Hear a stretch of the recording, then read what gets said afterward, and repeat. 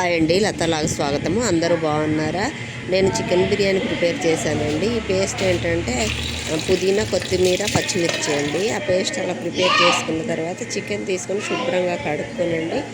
ఆ చికెన్లో కారం, ఉప్పు, పసుపు, లవంగాలు, చెక్క, మసాలా దినుసులన్నీ వేసానండి.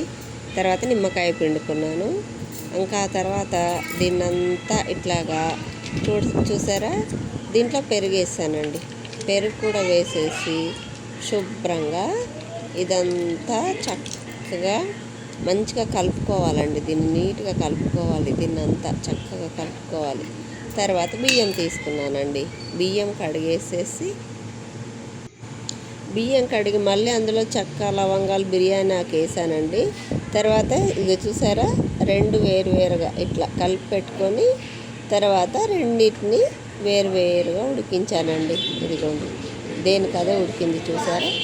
తర్వాత దీన్ని లేయర్స్గా తీసుకుంటూ కలిపానండి. ఇది నా స్టైల్లో.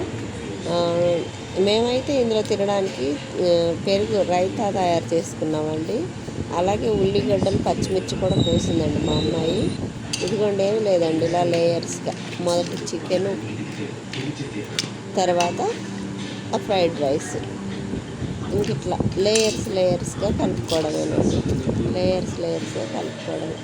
ఇంక ఇదేనండి నా స్టైల్లో చికెన్ బిర్యానీ పిల్లల కోసము. మామూలుగా అయితే వేరుగా చేస్తాను బాస్మతి రైస్తో. ఇప్పుడైతే ఉన్న వాటితో పిల్లలు అడిగినందుకు ఇలా చేశానండి.